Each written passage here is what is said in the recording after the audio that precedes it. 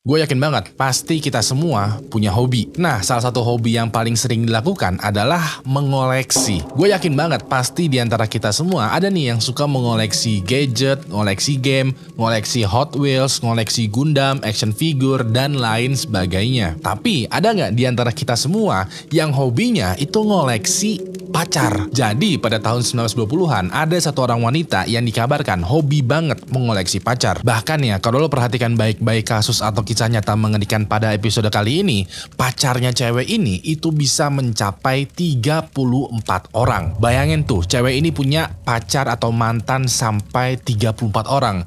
Beh, kenceng banget tuh kayaknya. Walaupun begitu, ternyata di balik hobinya yang unik, wanita ini ternyata mempunyai rahasia yang sangat mengerikan, yaitu dia benar-benar mengoleksi mantan pacarnya. Kalau lo tonton video ini sampai habis, lo pasti bakalan paham lah maksud gue. Nah, sebelum kita masuk ke detail kasusnya, hai semua, nama gue Ewing dan jangan lupa untuk subscribe karena gue bakalan upload 1, 2, atau 3 video kisah nyata mengerikan setiap minggunya dan juga nyalain notifikasinya supaya tidak ketinggalan. Lalu share video ini ke pacar temen lo yang kita sebut saja sebagai Fulana sambil bilang, sarung Atlas, sarung Wadimor. Whatever your price, I love you more. Kalau udah siap, langsung aja kita mulai kisah nyata mengerikan untuk episode kali ini.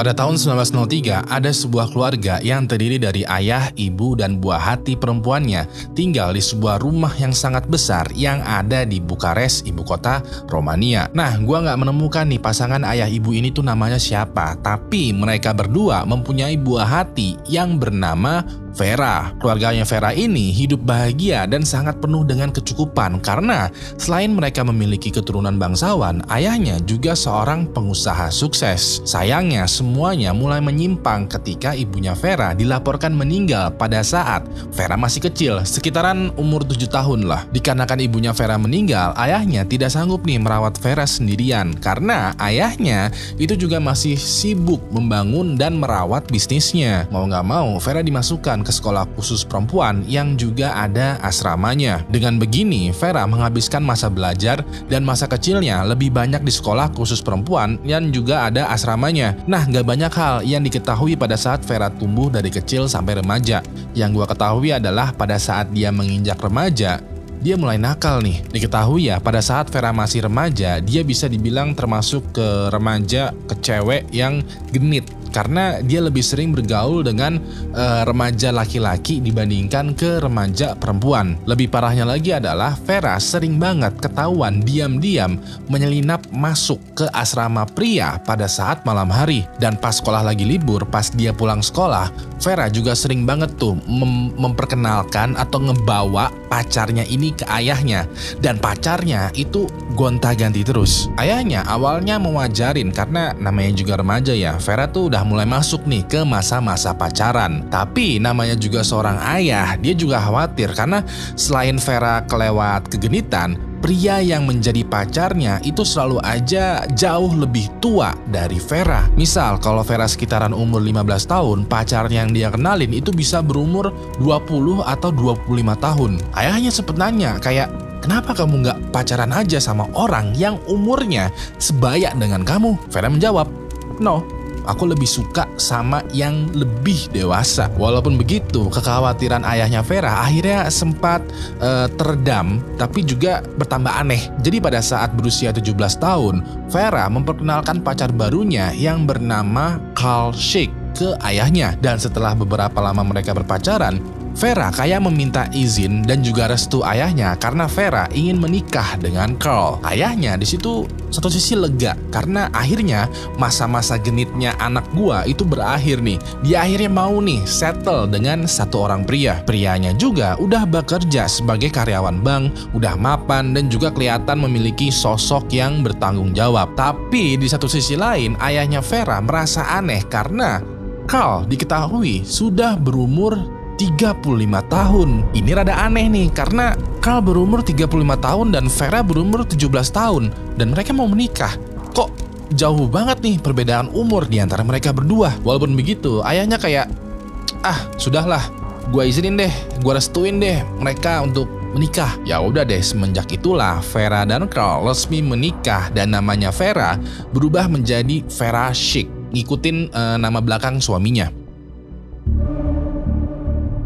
Pada sekitaran tahun 1920-an, pada saat Vera dan Carl udah resmi menjadi pasangan suami istri, hidupnya mereka itu benar-benar sangat berkecukupan ya. Seperti yang lo ketahui, Vera sejak kecil kan tumbuh di keluarga tajir dan sekarang makin tajir lagi nih karena dia menikahi seorang pria yang bekerja di bank, seorang bankir. Hidup mereka benar-benar glamor banget lah. Mereka tinggal di rumah tingkat 3 yang desainnya seperti kastil. Di bawah rumahnya juga ada semacam basement untuk menyimpan banyak sekali wine. Lalu interior rumahnya juga bertema seperti bangsawan. Rumahnya juga terletak di lingkungan yang cukup tajir, yang rada tertutup tapi saling ramah kepada sesama tetangga. Vera dan Carl juga orangnya nggak aneh-aneh sifatnya. Mereka normal aja. Mereka dikenal sebagai pasangan suami istri yang humble, yang mesra, dan juga aktif di komunitas di tempat tinggalnya. Nah, hidup mereka lebih sempurna lagi ketika mereka dikaruniai satu buah hati seorang bayi laki-laki bernama Lorenzo. Pada saat Lorenzo lahir,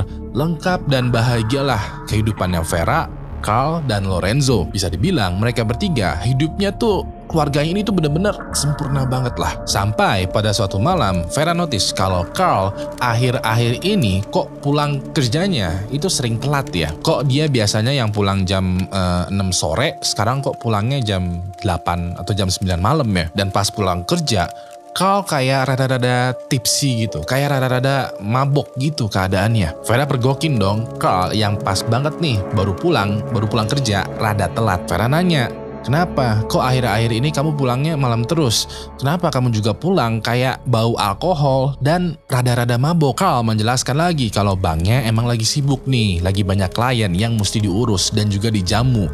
Makanya dia jadi sering lembur. Vera awalnya menganggap kalau jawabannya Carl itu masuk akal. Tapi namanya juga insting cewek ya, namanya juga insting istri ya. Dia nggak sepenuhnya menghapus kecurigaannya. Dan bener banget, seperti pepatah bilang, rumput tetangga itu emang terlihat lebih hijau walau penuh dengan ranjau. Carl pada malam itu tiba-tiba aja nggak pulang ke rumahnya. Vera yang dari tadi nungguin ini mulai kebingungan dong. Kok suami gue belum pulang juga nih ya? Apa dia kelewat lembur lagi nih? Vera pun tinggalin Carl tidur dengan harapan semoga aja dia beneran pulang telat. Dan besok paginya Carl itu udah ada di kasur. Tapi besok harinya Vera terbangun dan Carl masih belum kelihatan nih penampakannya. Vera yang bingung mencoba tuh menghubungi tempat kerjanya Carl. Pas itu informasi yang Vera dapatin adalah Carl bahkan gak masuk kerja sejak kemarin dan gak ada kabar juga. Vera semakin bingung karena kemarin Carl pamitan tuh untuk kerja. Kok malah tempat kerjanya bilang kalau Carl gak masuk kerja? Selama berhari-hari, Vera coba nih cari keberadaannya Carl. Dia bahkan melaporkan Carl ke pihak berwajib sebagai orang yang hilang. Sampai setelah beberapa hari berlalu, Vera yang menggunakan koneksinya sebagai orang tajir itu mendapatkan rumor kalau Carl ternyata kawin lari bersama dengan selingkuhannya. Pas ini Vera, mind blown karena kecurigaannya pada akhirnya terbukti benar. Dari kemarin-kemarin Vera curiga kalau Carl itu kan selingkuh. Sekarang malah ketahuan udah kabur kawin lari sama selingkuhannya. Vera berusaha tuh mencari tahu keberadaannya Carl untuk meminta kejelasan. Tapi mungkin karena Carl mainnya rapih banget, mungkin karena Carl juga punya banyak duit untuk menutup jejaknya, Vera tidak berhasil untuk menemukan Carl. Ya udah deh, selama berminggu-minggu selanjutnya, Vera yang patah hati sendirian aja nih mengurus Lorenzo yang masih kecil.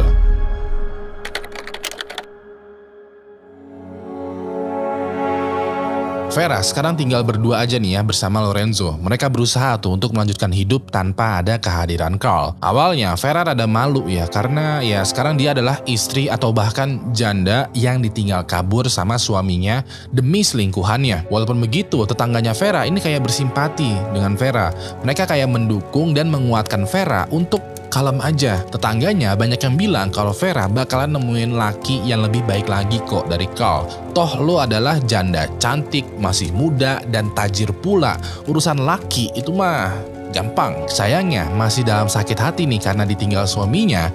Vera pada hari itu mendapatkan satu surat. Satu suratnya ini terbilang misterius banget karena ditujukan untuk Vera, tapi tidak ada nama atau alamat pengirimnya. Vera buka dong suratnya, dan pas dia baca, ternyata di dalam suratnya itu tertulis kalau Carl, suaminya Vera, dan juga selingkuhannya dikabarkan telah meninggal dunia akibat kecelakaan. Vera yang membaca surat ini itu makin galau lagi karena udah ditinggal pergi sama suaminya, sekarang ditinggal mati pas suaminya lagi sedang bersama dengan selingkuhannya pula. Pas ini ya Vera bingung karena dia mesti berperasaan apa? Apakah dia mesti sedih karena ditinggal mati suaminya, atau dia mesti marah kayak mampus lo, mati sana lo sama selingkuhan lo. Tangga dan temannya Vera juga semakin bersimpati nih kepada Vera. Mereka benar-benar menguatkan Vera yang sedang berada dalam situasi yang complicated ini.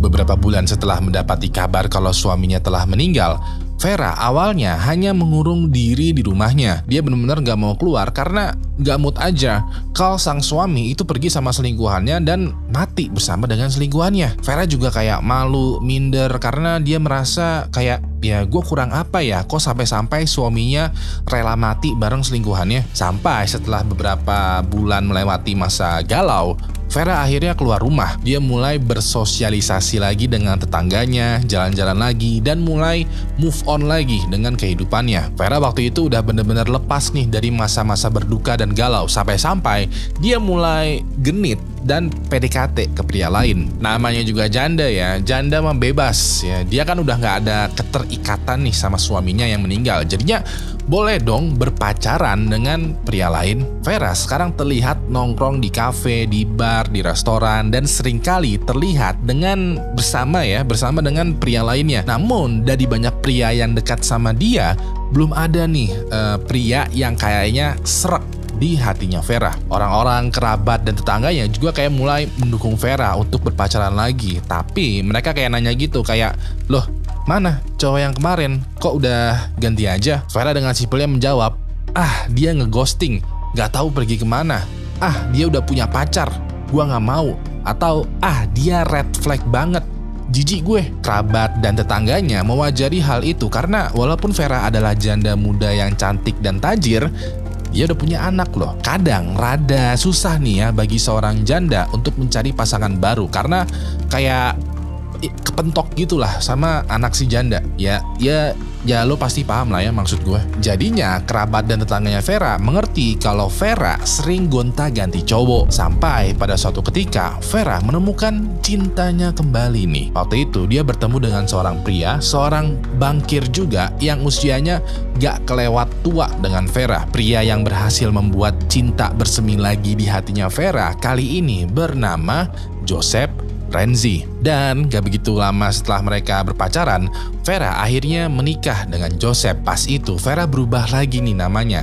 Namanya Vera yang tadinya adalah Vera Chic yang ngikutin nama belakang dari suami lamanya, sekarang berubah menjadi Vera Renzi, ngikutin nama belakang suami barunya. Vera optimis nih kalau pernikahannya dia dengan Joseph bisalah menjadi jalan kehidupan baru yang lebih baik. Sayangnya kebahagiaannya Vera yang baru aja menikah dan berkeluarga dengan Joseph itu gak berlangsung lama. Pasalnya baru aja 4 bulan menikah, Joseph tiba-tiba aja pergi meninggalkan Vera demi selingkuhannya. Vera waktu itu menemukan surat yang ditulis sendiri oleh Joseph yang isinya itu pengakuan kalau selama ini dia tuh punya selingkuhan dan memutuskan kabur dengan selingkuhannya. Vera bener-bener kaget, bingung, dan pusing, sampai-sampai migrain banget kali ya, karena kok bisa kita yang baru menikah 4 bulan tahu-tahu lo selingkuh. Kapan lo selingkuhnya? Kan baru 4 bulan nih menikah, dan kok bisa-bisanya lo pergi meninggalkan gua begitu aja demi selingkuhan lo, sama seperti suami gue dulu. Ini gimana ceritanya?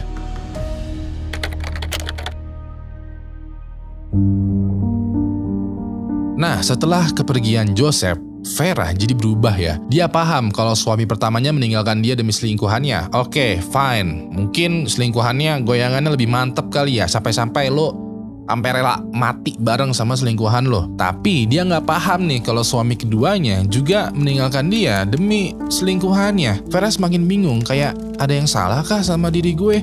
Atau kenapa gue bisa terjatuh di lubang yang sama sebanyak 2 kali? Dalam masa kegalauan ini ya, Vera balik lagi tuh jadi sering nongkrong di bar, kafe, ataupun restoran. Bedanya adalah Vera nggak aktif nyari pacar atau laki. Dia malah kayak pasif, kayak sedih gitu, gloomy, ngedown. Pokoknya nongkrong aja lah. Dia kayak duduk nongkrong, bengong, terus ngobrol-ngobrol. Ya santai-santai, nggak santai juga, kayak ya agak ngedown, galau gitulah di tongkrongan. Walaupun begitu, dikarenakan Vera adalah janda cantik muda yang tajir, gak perlu berusaha pun ada aja laki-laki yang mendekati Vera. Vera awalnya rada gak mau dan menolak ketika dideketin sama cowok. Cuman daripada dia mesti bengong sendirian tiap malam ya, gak jelas gitu, dia jadinya merespon deh semua cowok yang deketin dia. Responnya Vera juga terbilang santai aja, kayak, oh lo mau deketin gue? Oke, ayo kita ke rumah. Oh, udah selesai? Udah puas? Udah mau pergi? Sok atuh silahkan. Jadinya responnya Vera bener-bener casual, sama sekali nggak serius atau nggak ada hatinya. Para tetangga yang melihat Vera bawa cowok yang berbeda-beda hampir setiap malam, di satu sisi kayak kasihan kepada Vera, tapi di satu sisi juga kayak, aduh, kok lo jadi begitu ya? Vera, bodo amat. Sebodoh teing lah apa kata tetangga. Gue udah gak peduli lah dengan bacotan tetangga. Sampai Vera yang lama-lama juga bosan menjadi pasif, dia kepikiran sebuah ide nih. Vera kan selama ini pernikahannya runyam karena ada selingkuhan, karena ada pelakor. Sekarang gimana kalau dia nih yang jadi selingkuhannya? Gimana kalau Vera yang sekarang jadi pelakornya? Nah, idenya ini bisa dibilang termanifestasi dikarenakan Vera udah capek jadi wanita baik yang selalu aja tersakiti. Udah kayak quotes gitu yang bilang orang jahat adalah orang baik yang tersakiti. Daripada jadi orang baik yang tersakiti, mendingan jadi orang jahat aja sekalian. Pikirannya Vera begitu. Ya udah deh, untuk beberapa minggu selanjutnya, Vera mulai aktif lagi nih mencari cowok. Tapi yang menjadi target utamanya sekarang adalah suami orang. Gak butuh waktu lama atau usaha keras ya, Vera nemuin nih satu orang pria yang pas banget untuk menjadi target utamanya. Waktu itu Vera berkenalan dengan seorang pria yang juga seorang bankir yang bernama Milorad. Pada saat berkenalan, Milorad bisa dibilang kayak canggung gitu. Jadi dia kenalan sama Vera, tapi Milorad juga bilang kalau dia tuh punya istri yang kita sebut saja sebagai Fulana. Milorad kayak, aduh, gue pengen main-main nih, tapi gue udah punya istri. Tapi gue mau having fun sedikit, tapi di rumah udah ada istri yang nungguin. Tapi, nah pas lagi mikirin tapi ini, Vera kayak, udah, kita sama-sama pengertian aja. Lo mau punya istri atau belum, semuanya bisa diatur. Ya udah deh, dirasa ini adalah lampu hijau ya. Milorad bablas tuh selingkuh dengan Vera yang fix sekarang berubah menjadi pelakor. Selama beberapa hari atau minggu ke depan ya, Milorad selalu aja beralasan kepada istrinya, kepada Fulana, kalau dia tuh lembur, mesti stay di kantor, mesti menjamu klien lah, ada ini itu. Jadinya pulang telat, yang padahal Milorad itu pergi ke rumahnya Vera dan menghabiskan waktu berdua bersamanya. Di sisi lain, Fulana awalnya paham kalau Milorad lagi sibuk-sibuknya bekerja, tapi namanya juga istri ya, mereka kayak punya insting yang kuat dan indera penciuman yang tajam. Terlebih lagi, Milorad selalu aja pulang dengan bau alkohol dan tercium tuh sedikit bau-bau parfum wanita nempel di bajunya. Dari sini, Fulana semakin curiga lagi dong. Selanjutnya, Fulana kayak meminta Milorad untuk jujur perihal hubungan perselingkuhannya dengan Vera. Awalnya, Milorad gak mau ngaku, tapi begitu Fulana bilang kalau dirinya lagi hamil, Milorad ngaku juga. Dia bilang dengan jujur kalau selama ini dia selingkuh dengan Vera dan bakalan stop selingkuh karena Fulana udah hamil. Dia mau berfokus sama istri dan anaknya yang sedang dikandung. Ya udah deh, Fulana bilang, next time kamu ketemu Vera, aku mau kamu putusin hubungan perselingkuhan kamu. Sayangnya, yang putus bukanlah hubungannya, tapi yang lain.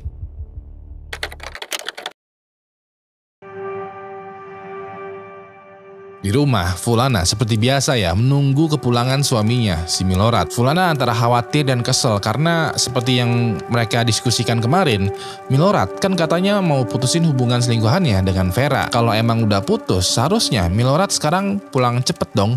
Ini kok sampai tengah malam Milorad juga belum pulang nih.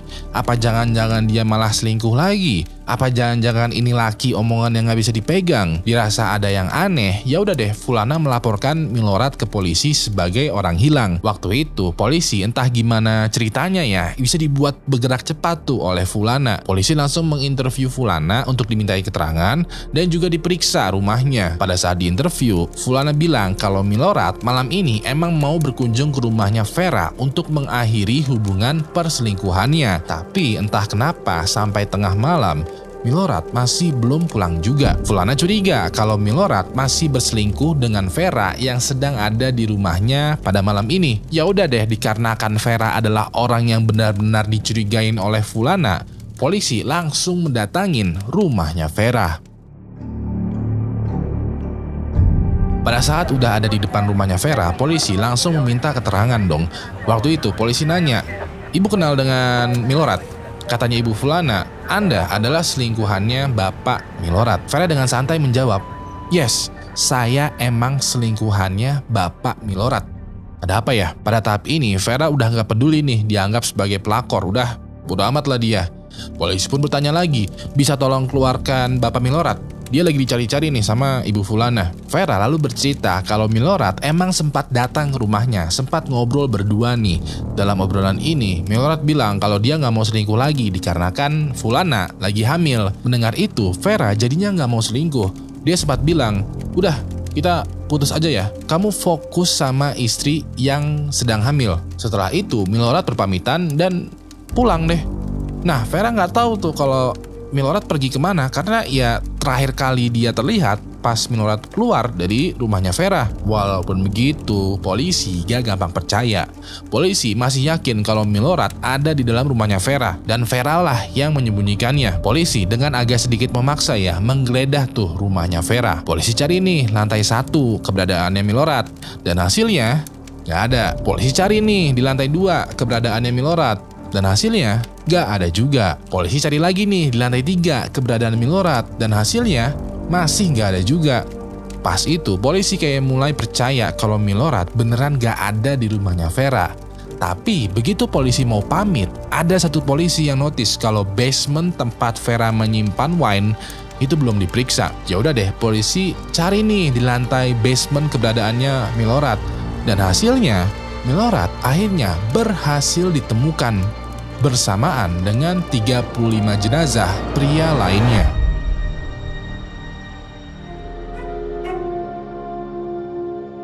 Pada saat pemeriksaan basementnya Vera, polisi memang menemukan banyak banget rak yang berisi botol wine.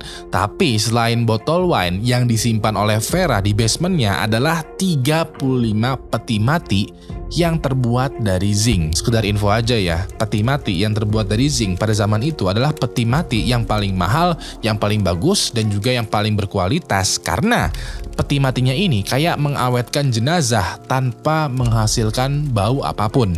Nah, di antara 35 peti mati ini, peti mati yang paling baru ternyata berisi jenazahnya Milorad. Pada saat menemukan jenazah dan juga banyak sekali peti mati, polisi langsung tuh mengamankan Vera supaya tidak kabur. Di saat itu juga, polisi perlahan langsung membuka tuh satu persatu peti mati ini, dan ternyata semuanya isinya adalah laki-laki. Sambil terus dibuka, polisi nanya dong, "Ini laki-laki ini tuh siapa ya?"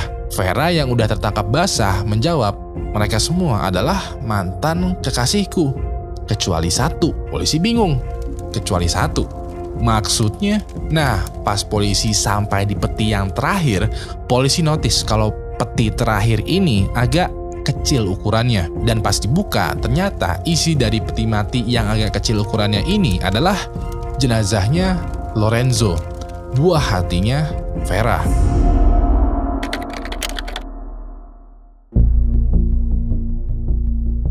Di ruang interogasi, polisi terus menggali tuh informasi mengenai 35 jenazah yang disimpan di dalam peti di dalam basement rumahnya Vera. Dari sini, polisi mendapati kalau semua hal baik tentang Vera, semua hal tentang suami-suaminya yang selingkuh, semuanya adalah kebohongan. Jadi kalau kita balik lagi ke awal ya, seperti yang gue ceritakan, Vera bilang kalau ke tetangganya kalau Carl, sang suami pertama, itu kan katanya pergi dengan selingkuhannya dan ujung-ujungnya meninggal dunia.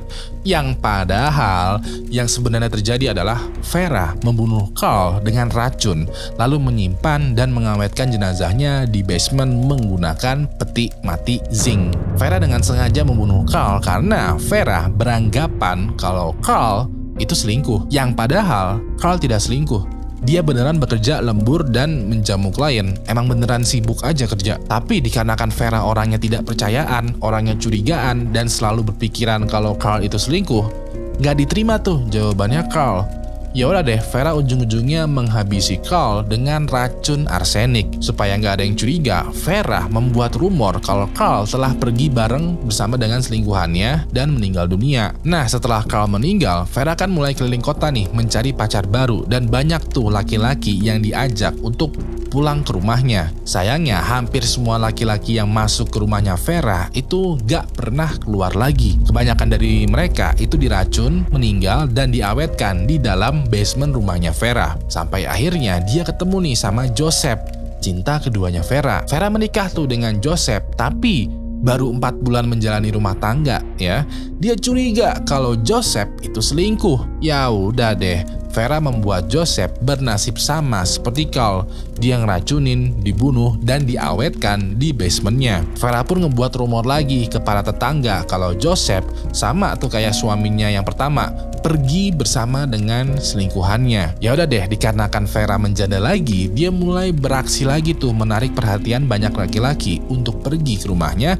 untuk diracun, untuk dibunuh, dan untuk diawetkan. Pas ini dia ketemu nih sama satu orang pria yang menjadi cinta sejatinya, yang sayangnya udah punya istri. Pria yang menjadi cinta sejatinya Vera adalah suaminya Fulana yang bernama Milorad. Mereka sempat tuh menjalani hubungan perselingkuhan, tapi di akhir hubungan Vera nggak terima diputusin sama Milorad. Vera nggak terima kalau Milorad lebih memilih istrinya yang hamil dibandingkan dirinya. Ya udah deh, sesuai dengan modus operandinya ya, Vera meracuni Milorad, membunuh dan mengawetkannya di basement. Polisi sempat nanya, kenapa semuanya mesti dibunuh? Kenapa nggak putus dengan baik-baik aja gitu loh, kayak orang normal? Vera dengan santainya menjawab, aku ingin menjadi cinta terakhirnya mereka. Polisi yang menerima jawabannya Vera masih rada nggak nyambung, karena selain jenazahnya suami dan pacar atau mantan pacarnya Vera, ada juga nih jenazah dari buah hatinya sendiri,